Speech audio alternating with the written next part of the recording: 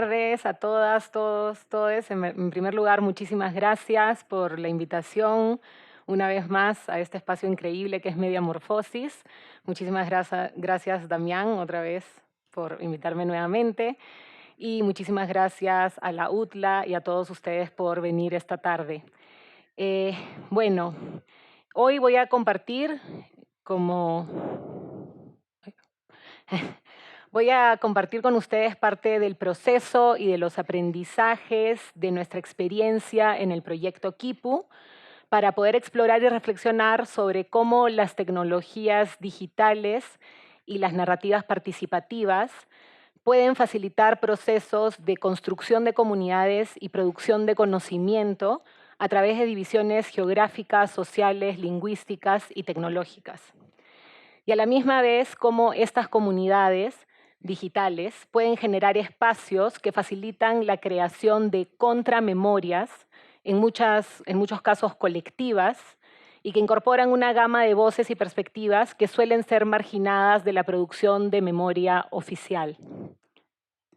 Bueno, como decía, el proyecto Kipu es un documental interactivo y participativo que combina nuevas y viejas tecnologías, en específico una línea de teléfono y una página web, para recoger y compartir testimonios sobre las esterilizaciones forzadas llevadas a cabo por el gobierno peruano en la década de los 90 y de la lucha por justicia y reparación en la que muchos y muchas de los afectados siguen involucrados hasta el día de hoy, después de más de 20 años.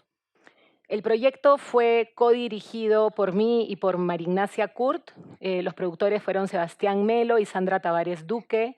El tecnólogo creativo fue Yuan Cascábano. Y lo desarrollamos en colaboración con los profesores el doctor Matthew Brown y la doctora Karen Tucker de la Universidad de Bristol, así como con numerosas organizaciones de mujeres afectadas por las esterilizaciones forzadas alrededor de Perú y muchos otros colaboradores a lo largo del tiempo. El proyecto fue lanzado públicamente en diciembre de 2015, ya es un proyecto, digamos, bastante antiguo, y mantuvo sus plataformas, tanto la línea de teléfono como la interfaz web, activas y recibiendo contenidos hasta diciembre de 2017. Y como parte del proyecto Transmedia, el documental interactivo estuvo acompañado también por una campaña de difusión e impacto que empezó desde antes de haber lanzado el proyecto públicamente hasta su cierre, así como un cortometraje documental coproducido y estrenado por el diario inglés The Guardian en febrero de 2017. Ahí, sí. Bueno, actualmente ya la línea de teléfono del proyecto no funciona, pero la página web todavía funciona y está siendo expuesta ahora en la exhibición aquí, entonces si es que tienen la oportunidad todavía se puede ver. Sin embargo, la tecnología que utilizamos es bastante antigua, entonces no sabemos cuánto tiempo más va a sostenerse la plataforma, porque como sabemos, este tipo de proyectos tienen un periodo, digamos, de vida limitado. Entonces, a continuación les quisiera presentar, rápidamente mostrar el tráiler del proyecto para quienes no lo hayan visto. Bueno, el contexto de las esterilizaciones forzadas en Perú es que en septiembre del año 1995, el entonces presidente Alberto Fujimori, quien actualmente cumple una condena en prisión por actos de corrupción y crímenes de lesa humanidad, en los cuales no está incluido este caso, fue el único mandatario hombre en asistir a la cuarta conferencia de la mujer de la ONU en Pekín. Y él fue el único, como digo, el único mandatario hombre y decidió en este momento anunciar de que Perú lanzaría un nuevo plan nacional de reproducción, de salud reproductiva y planificación familiar y que lo presentó como un plan progresista donde por primera vez las mujeres peruanas serían dueñas de sus propios destinos. En palabras del propio Fujimori, las mujeres peruanas no seguirán estando confinadas o constreñidas por la intransigencia de mentes ultraconservadoras, declaró. y añadió que tendrían a su disposición con total autonomía y libertad las herramientas necesarias para tomar decisiones sobre sus propias vidas. Sin embargo, lejos de ofrecer más opciones, durante los años siguientes el gobierno de Fujimori priorizó un solo método anticonceptivo, que eran la esterilización quirúrgica, en específico la ligadura de trompas para las mujeres y la vasectomía en el caso de los hombres. O AQVs, como se les llamaba en ese momento, por las siglas de anticoncepción quirúrgica voluntaria. Y es importante resaltar que hasta poco tiempo antes, en realidad la esterilización quirúrgica había sido ilegal en Perú, por lo cual no existía una demanda real de este método. Y aún así se establecieron cuotas de esterilizaciones muy altas en diferentes provincias del Perú, con las que el personal de salud tenía que cumplir, bajo amenaza en muchos casos. Y esto se dio especialmente en zonas rurales y en zonas de situación de pobreza económica. Los promotores de salud realizaban campañas agresivas para poder llegar y cumplir con estas metas establecidas, que incluían desde visitas de casa en casa, festivales itinerantes de ligaduras de trompas, hasta incentivos y en muchos casos amenazas o simplemente a la fuerza, ¿no? Es así que entre el año 1995 y 1999, más de 272.000 mujeres y 21.000 hombres fueron esterilizados bajo el Plan Nacional de Salud Reproductiva y Planificación Familiar. Y hasta hoy miles de ellos sostienen que esto se hizo sin su consentimiento informado o en muchos casos a la fuerza. Entonces, a fines de los 90 empiezan a surgir las primeras denuncias de mujeres que dicen haber sido esterilizadas sin autorización y otras irregularidades. También se reportan muertes. Y esto ocasiona que se haga una primera investigación y que el programa eventualmente se suspenda. Entonces el programa solo estuvo activo por 4 años y cerca de 300.000 personas fueron esterilizadas en 4 años.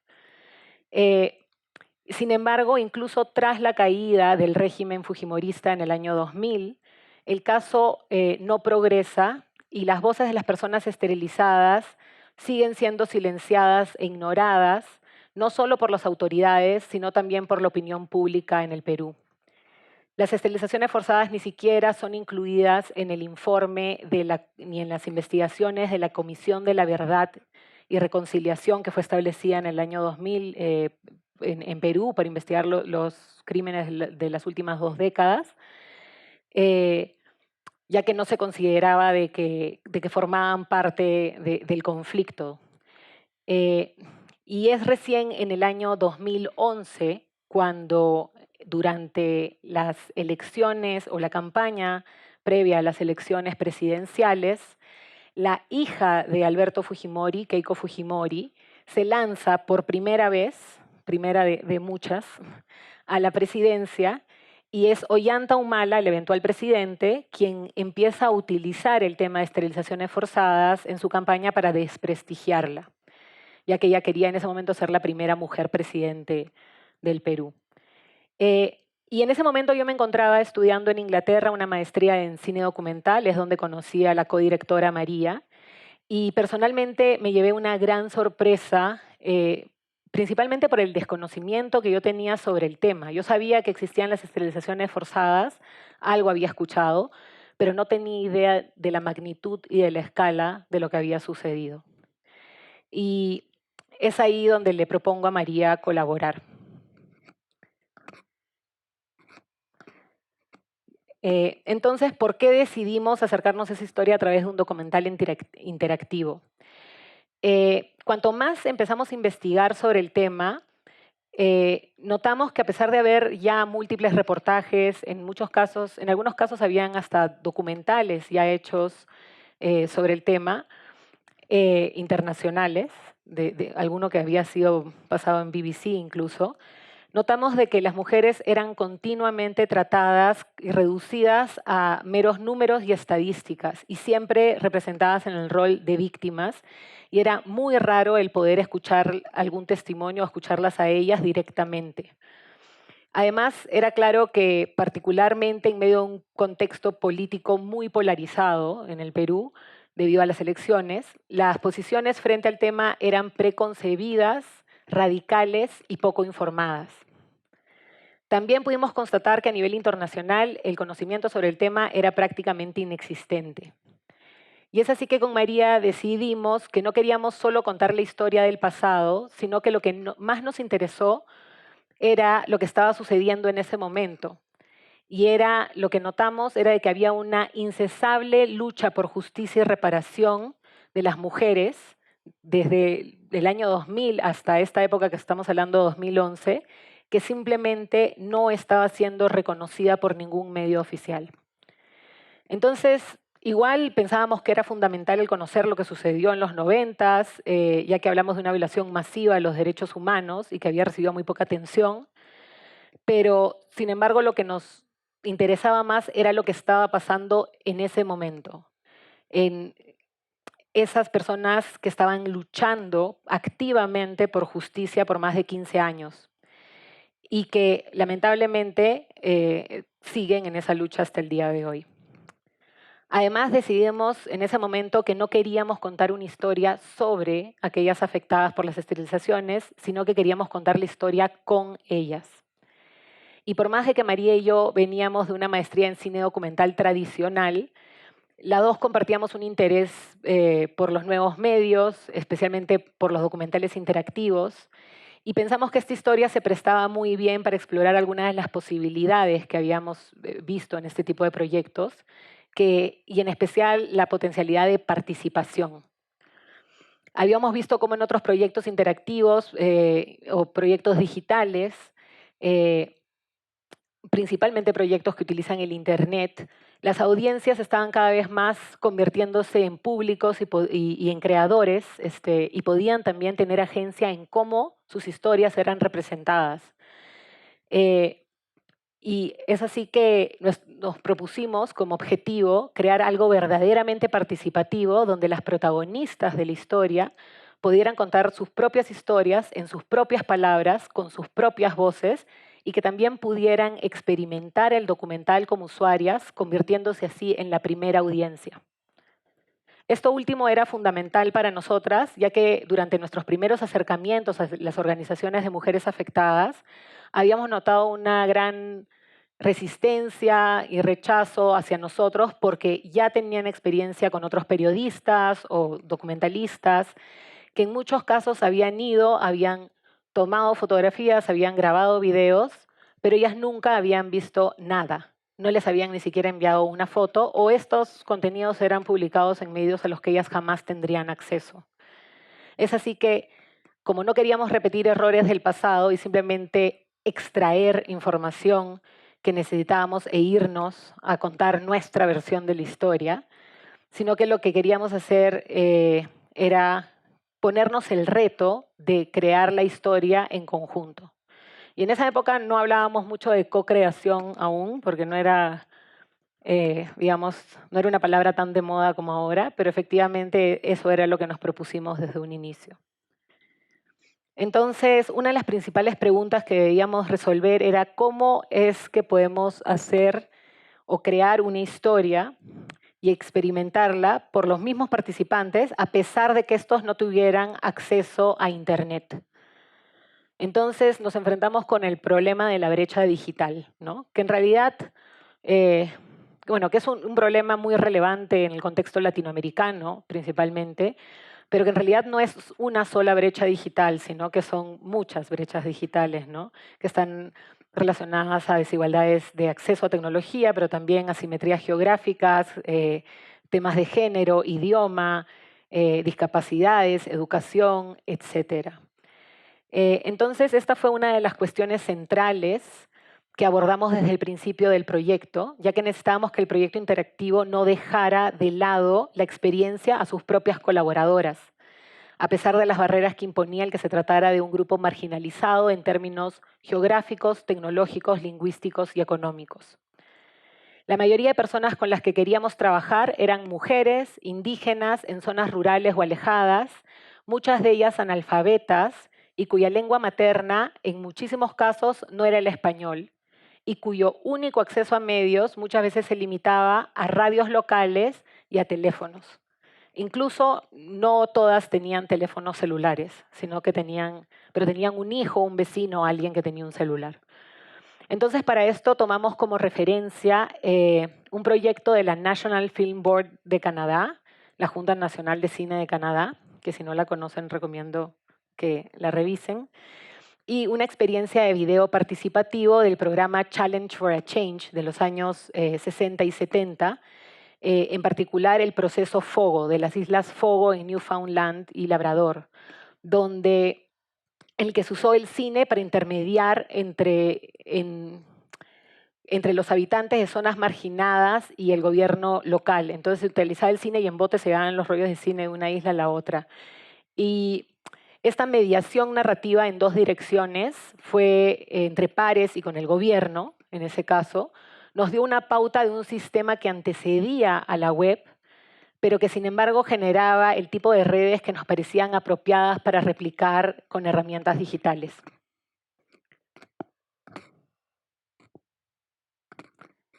Entonces, ese es el sistema, el diagrama más sencillo del sistema de Kipu. Entonces, fue que nos propusimos crear un archivo oral construido en forma colaborativa a través de un sistema de telefonía local que permitía a los participantes llamar a un número gratuito, compartir sus historias, y la línea de teléfono estaba a su vez conectada a un sistema de manejo de contenidos online, el cual luego de obtener permisos para la grabación y la publicación de testimonios los agregaba a un archivo digital, y estos audios estaban disponibles en forma simultánea a través de tanto de la página web, de la interfase web y de la línea telefónica análoga, generando así una experiencia interactiva que no dependía de contar con conexión a Internet. Entonces, al llamar a la línea de teléfono, la cual desarrollamos tanto en español como en quechua, ya que gran parte de las personas afectadas eran quechua hablantes, los usuarios podían volver a escuchar la propia historia que acababan de dejar, pero también podían escuchar las historias de otros y otras, de otras compañeras en otras partes del Perú que tenían historias muy similares y de las que ellas no estaban al tanto. Es así que cada testimonio se hacía parte de una narrativa colectiva emergente. A través de la página web del proyecto se facilita el acceso a los testimonios a un público global, permitiendo a los usuarios escuchar los testimonios tanto en su forma original, pero con subtítulos en inglés o en español. Eso fue súper importante para nosotros, el siempre preservar los audios originales. Tuvimos, como estábamos en Inglaterra cuando desarrollamos el proyecto, sí hubo un poco de choque con esto, ya que muchos de los asesores nos decían de que la gente que habla inglés no está acostumbrada a leer subtítulos. Pero nosotros nos negamos rotundamente porque decíamos, si estas voces han viajado tanto, no vamos a taparlas con una voz, un doblaje encima. Y además entendimos de que la experiencia en la página web de leer mientras uno escuchaba en realidad ayudaba a procesar los testimonios que son en muchos casos bastante fuertes. Entonces, sin embargo, el proyecto no solo se crea y se experimenta a través de medios analógicos, como la línea de teléfono y las radios locales que utilizábamos para promover el proyecto y el número telefónico, y los medios digitales, que era la interfaz web, sino que un elemento fundamental del proyecto fueron los encuentros físicos encarnados. Quiero decir con esto lo que se diría en inglés los encuentros embodied, ¿no? Vividos. Y desde una etapa temprana, estos talleres, estos presenciales que hacíamos con los grupos organizados de las activistas, fueron fundamentales en el proceso de desarrollo del proyecto. No solo porque nos sirvieron para ir probando la tecnología y enseñar el uso de la línea telefónica, sino principalmente para poder discutir cuáles eran los objetivos conjuntos del proyecto, las diferentes expectativas y codiseñarlo de acuerdo a las diferentes necesidades de los grupos. Es decir, dejar muy, muy en claro cuáles serían los términos de participación en el proyecto. Y esto era importante porque el proyecto no se insertaba, o sea, no aparecía en el aire, sino que se insertaba justamente en un contexto donde activistas ya venían luchando por justicia y por reparación. Entonces queríamos nosotros más bien unirnos a esta lucha y ayudar a fortalecer sus voces y amplificar su mensaje. Entonces lo primero que hicimos fue identificar a los grupos que ya estaban hablando, pero que no tenían los medios ni las plataformas para poder hacer oír sus voces por muchos, ni para conectarse entre sí. Y es así que en 2013 empezamos a colaborar en la Sierra Norte del Perú con la Asociación de Mujeres de Huancabamba. En el 2014 pudimos ir a la Sierra Central del Perú, en el distrito de Vilcajuamán, en Ayacucho. Y en el 2015 pudimos ir a la Sierra Sur del Perú y trabajar con las mujeres de Anta en Cusco. Y finalmente, en el año 2017, ya cuando el proyecto era público, pudimos llevar el proyecto por primera vez a la Amazonía y trabajar con las mujeres de las comunidades Shipibo-Conibo, en Pucallpa. Entonces, y la manera en que trabajábamos era de que siempre llevábamos a alguien de la comunidad anterior a la nueva comunidad para que compartan su experiencia con el proyecto, y de esta manera el proyecto también se convirtió en una excusa para estos encuentros físicos que permitieron una mayor unión entre los diferentes grupos que estaban antes dispersos y que luchaban por la misma causa.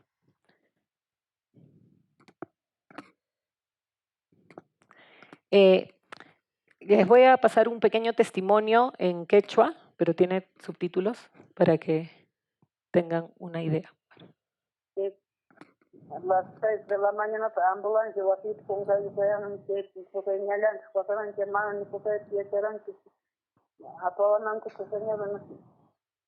Porque que eran la vida que están encargando, no, papá y que no William, aposta mami, apoyan como si una porque apoyan así igual William, trabaja no tanta vista. Tiene que las 9 de la mañana trabajaron operación de Salaman, que no te voy a hacer más operación que voy a hacer tu casa. Ana, ya te lo doy, hermano, que entonces como 8 o 9 de la mañana hasta las 6 de la tarde, hermano, ya si no son que me quedan como voy a hacer esto. Marcar que marcar que no con que pero en cual mi mano una que me autorización que firme autorización que voy mi mano momento o a pedir un que me va a pedir había donde concho no quiere dar que firma los dos ya jugar mi mano como si o que can todo eso yo jugar mi mano mano no va a últimamente autorización que mano firma y que no me ya pero la papi que igual me dice ambulancia me queda la chance mano hasta el día siguiente siento que como si no se fueron tirando sí yo que no se puede igual me queda mano aprovecha que ya.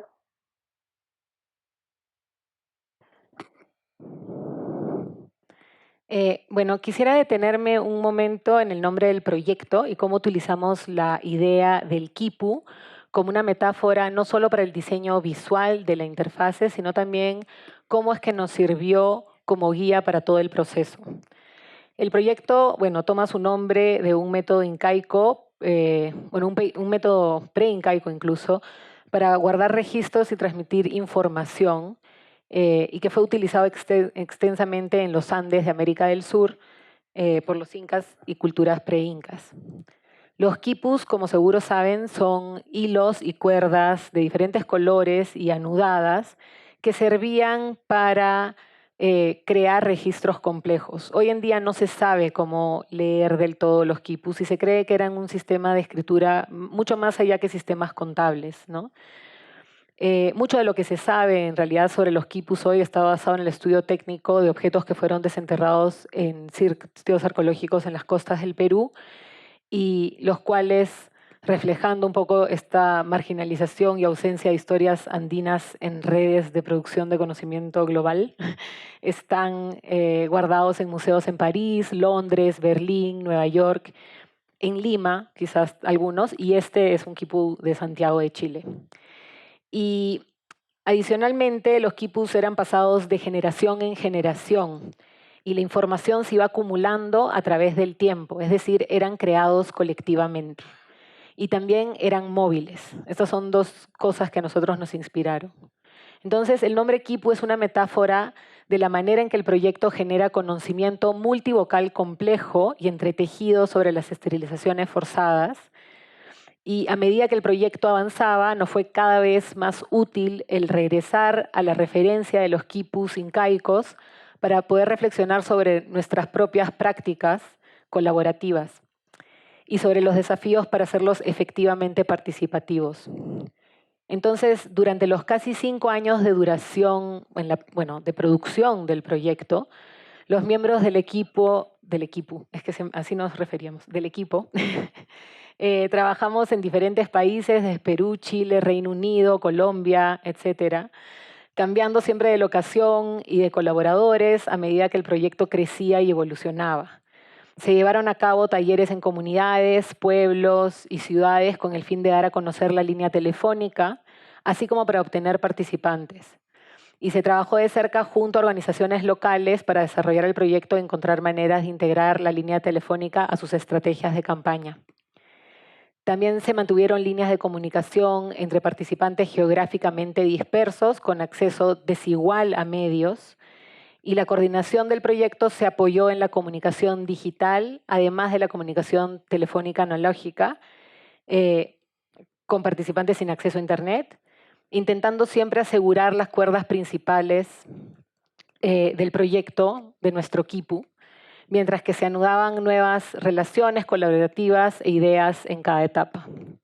Entonces, como en los quipus precoloniales, nuestro trabajo se desarrolló mediante un proceso iterativo al que constantemente se añadía nuevo material, nuevos nudos y nuevas cuerdas que se movían para reflejar nuevas realidades.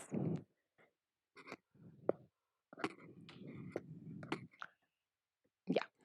Entonces, el proceso de co-creación, para hablar un poquito, ya he mencionado, un elemento crucial del proyecto fueron estos encuentros presenciales con las personas afectadas, no solo para poder testear y poner a prueba nuestras suposiciones, sino más bien para poder realmente codiseñar el proyecto desde un inicio con las participantes. Entonces quisiera compartir rápidamente 2 ejemplos concretos de cómo se dio la co-creación en el desarrollo del proyecto. El primero es que en el inicio, la primera vez que tuvimos el primer encuentro con la primera comunidad de mujeres en el norte del Perú, todavía no teníamos idea cómo iba a ser el proyecto y llegamos con un prototipo de la línea telefónica.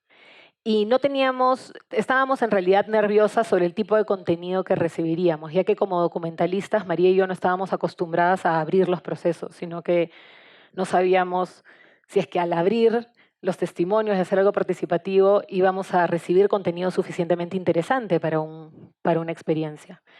Entonces diseñamos 3 opciones de recolección de testimonios. La primera fue un cuestionario de 20 preguntas relacionadas al tema, porque así nos asegurábamos de que estábamos cubriendo todos los aspectos que queríamos saber. La segunda opción fue una opción de comentarios. Quisimos tratar de replicar, poner un audio y pedirle a la gente que comente, tratar de replicar, digamos, lo que serían comentarios en una red social, ¿no? Donde la gente puede comentar y puede seguir haciéndose un hilo, ya que teníamos esta idea de pasar ciertas potencialidades de la web a la línea de teléfono. Y finalmente la tercera opción fue simplemente cuéntanos tu historia, que era la opción libre. Y básicamente, si no fueron todas, debe haber sido el 99% eligieron la tercera opción. Y esto no solo porque las demás resultaban opciones complicadas y por el tema de manejo de la tecnología, sino que era una experiencia catártica para las señoras y esto lo que demostró era esta necesidad que tenían por ser escuchadas y por contar sus historias. Y además, algo que nosotros no habíamos previsto es que las señoras lo vieron como una oportunidad para poder practicar sus testimonios, para poder practicar, ellas decían, cómo aprender a comunicarse para futuras apariciones frente al fiscal. Porque específicamente, creo que una semana antes de que nosotros hagamos la primera visita a Huancabamba, habían sido visitadas por un fiscal que las había tratado muy mal. Y las señoras tenían la sensación de que habían fallado, porque les preguntaban datos como fechas, y estamos hablando de personas que en muchos casos no tenían ni primaria completa.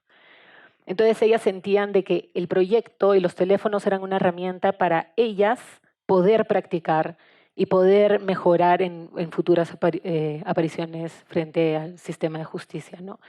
Entonces, así como también ellas, digamos, ahí se apropiaron de la tecnología. El segundo ejemplo concreto en el proceso de cocreación, en el diseño, es cómo se decidió finalmente el anonimato. Al principio del proyecto, cuando empezamos en 2013 a recolectar los testimonios, antes de que el proyecto sea público, había una... Todos estaban de acuerdo, todas las personas compartían sus nombres, incluso si no lo pedíamos, cuando dejaban los testimonios, compartían su nombre, en muchos casos compartían incluso el número de cédula de identidad. Sin embargo, mientras más nos acercábamos al 2016, en el 2015, justo antes de que se lance el proyecto, ya estábamos otra vez en campaña política y nuevamente Keiko Fujimori estaba postulando a la presidencia. Y las señoras empezaron a sentirse amenazadas, porque en muchos casos en sus comunidades todavía eran estigmatizadas, el personal de salud que las había esterilizado seguía trabajando en las postas médicas. Entonces fueron ellas quienes decidieron el convertir el proyecto en un proyecto anónimo, y es así que regresamos a todo el archivo de testimonios que teníamos previo y borramos los nombres y cambiamos la línea telefónica. Entonces, finalmente, cuando lanzamos el proyecto en diciembre de 2015, la línea de teléfono iba por su 7ª iteración. Entonces, los procesos de co-creación en el proyecto han sido muchos casos concretos y dinámicos, y aquí es donde también emerge la vivacidad del proyecto al poder responder a estas condiciones cambiantes. Les iba a poner rápidamente una respuesta. Hello, my name is Jean Laudat and I live in the UK, England. I just wanted to say that I hear your message and I was very, very sad to hear of your suffering. And I will campaign with you to make sure that you all get justice.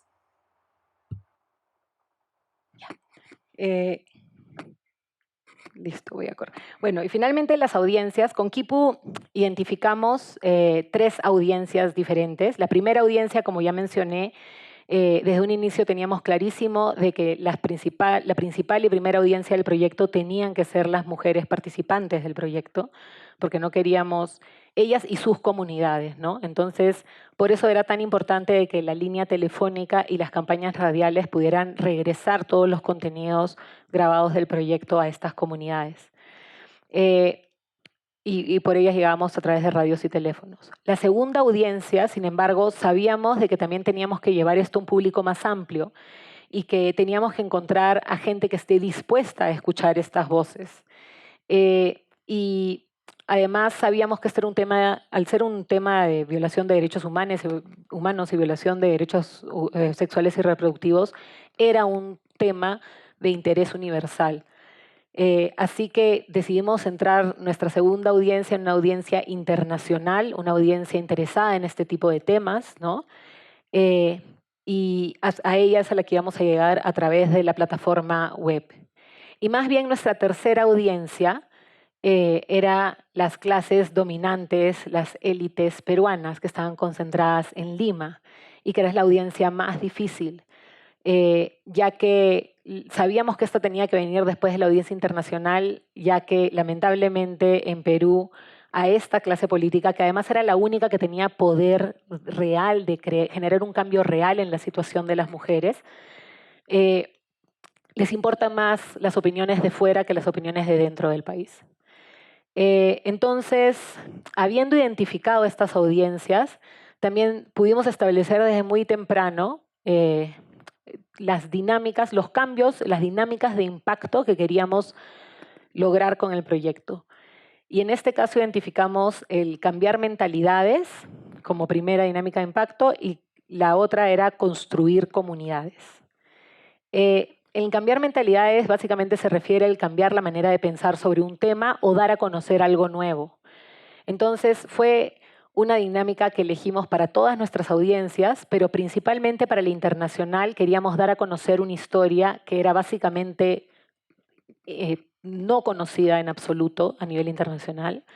Y en el caso de la audiencia de Perú, lo que queríamos, tanto la local como la de Lima, era dar a conocer, cambiar la imagen y los sesgos y la polarización que ya existía referente a este caso, ¿no?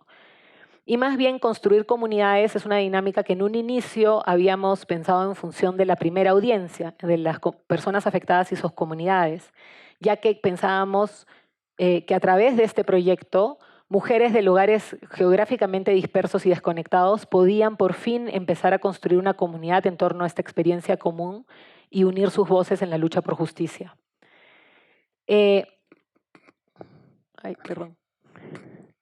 Entonces, sobre los resultados y los impactos logrados, tras el cierre del proyecto pudimos reflexionar un poco más sobre los resultados y las lecciones aprendidas.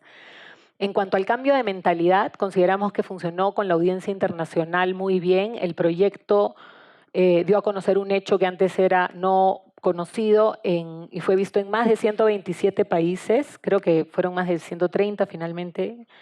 Se recogieron más de 80 respuestas en múltiples idiomas en diferentes partes del mundo y gracias al corto con el diario inglés The Guardian también y aparición en muchos medios importantes internacionales, el proyecto efectivamente logró aumentar el conocimiento sobre este caso internacionalmente. De la misma manera, también notamos que la primera audiencia, de las personas afectadas directamente, ayudaron a cambiar la percepción de algunos. Hay un caso muy específico de un chofer en el distrito de Anta, en Cusco, con el que estábamos trabajando, y él nos llevaba a las diferentes comunidades donde nosotros íbamos a encontrarnos con grupos de mujeres para tener estos talleres. Y él era siempre bastante frío con nosotros, hasta que un día estábamos en un contexto donde no había nadie que traduzca quechua, y él entró a traducir.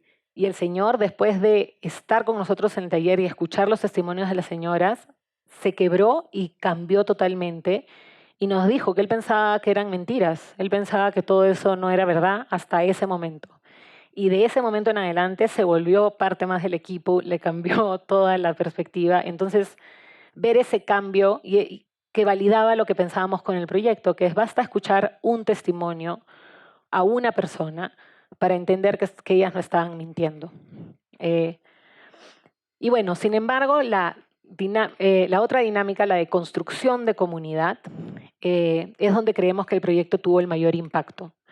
No solo en cuanto al fortalecimiento de la comunidad de personas afectadas por las esterilizaciones, sino que los procesos del proyecto permitieron también construcción de una comunidad mucho más amplia, compuesta por sobrevivientes, por activistas, por comunicadores, documentalistas, académicos, tecnólogos, voluntarios, estudiantes, etcétera, a través de una serie de encuentros tanto mediados como presenciales.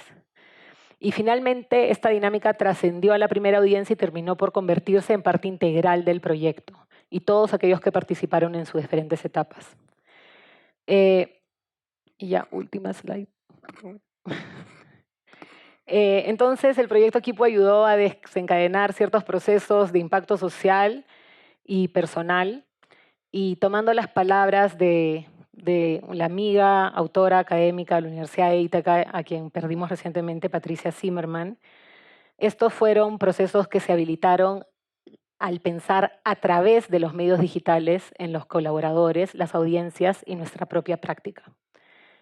Y finalmente, esto fue súper importante. Esta foto es una foto del taller de cierre que tuvimos a final de 2017 con representantes. Algunos volvimos a Huancabamba, el primer lugar donde tuvimos el primer taller del proyecto, no solo con mujeres de Huancabamba, sino con mujeres de Pucallpa, con mujeres de Cusco, con mujeres de Ayacucho, con los colaboradores de Inglaterra, de Colombia, de España, y pudimos tener un pequeño encuentro final que ejemplificó, digamos, todos los procesos del proyecto.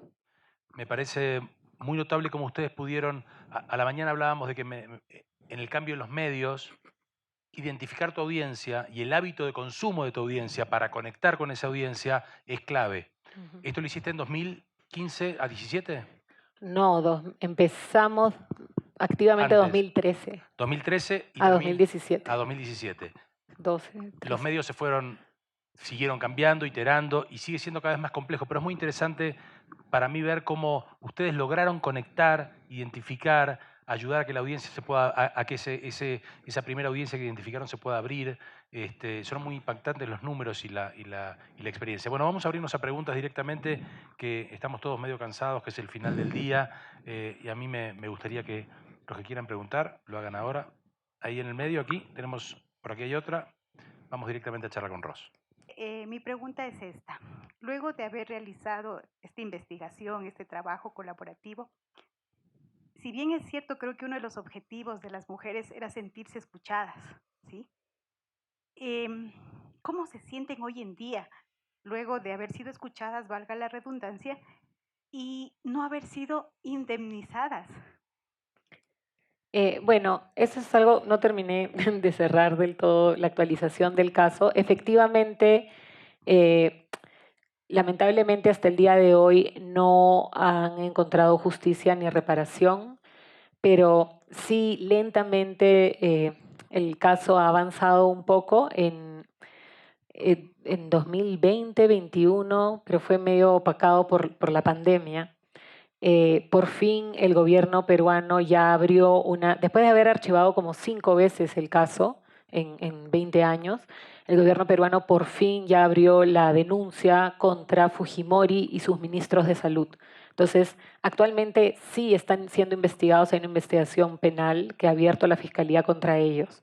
El problema es de que Fujimori fue extraditado de Chile y Chile está dispuesto a ampliar, ya también eso ha sido una de las últimas noticias, hace menos de un año, el cuadernillo de extradición para incluir el caso de esterilizaciones forzadas. Pero los múltiples otros conflictos políticos en Perú hacen de que esto una vez más vuelva y vuelva y vuelva a ser archivado. Muchas de las mujeres están cansadas, es la verdad, pero lo que sí fue interesante y fue bonito es que Kipu, como dicen las mujeres, fue un granito de arena en un proceso mucho más amplio, mucho más grande, y no a raíz necesariamente de Kipu, pero a partir desde esa época en adelante ha habido mucho más visibilidad y también muchos otros proyectos, activistas jóvenes, jóvenes estudiantes limeñas, donde ahora, por ejemplo, en cada protesta en Lima, siempre hay estos cantos de chicas, de grupos de activistas que dicen somos las hijas de las campesinas que no pudiste esterilizar. Entonces se han vuelto, digamos, un símbolo de lucha en el Perú, cosa que antes no era, ¿no? Bien. Había otra pregunta por aquí adelante.